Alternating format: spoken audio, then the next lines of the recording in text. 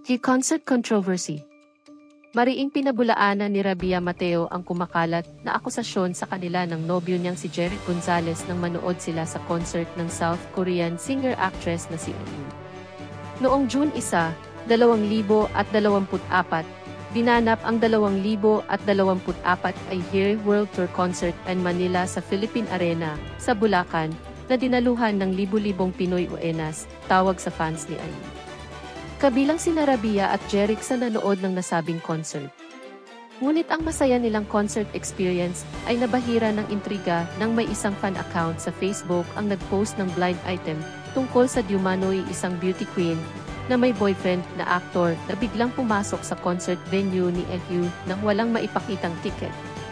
Bukod pa rito, nag-demand pa raw ang celebrity couple na ipwesto sila sa VIP seats. Mababasa sa blind item post, published as is, first-hand chika.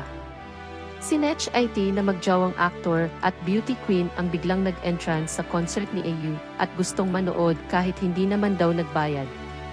Ang bet pa ay VIP seat pero whiz na vacant kaya hanash ang usher at security.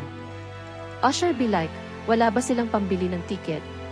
Si Rabia ay kinoronahang Miss Universe Philippines noong 2020.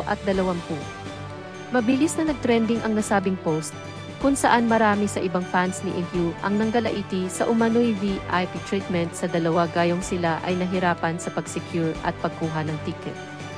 Dahil sa kaliwat ka ng pambabash kina Rabia at Jeric, ilan sa kanilang mga tagahanga ang agad dumepensa sa kanila. Mabilis ding humingi ng paumanhin ang fan account na nag-post ng blind item saan nila ay hindi pag-verify ng impormasyon sa nakalap nila sa mga usher at staff sa concert. Narito ang nilalaman ng kanilang pahayag. To Miss Rabia and Jeric, I want to sincerely thank you for clearing out your side on the incident during IU's concert.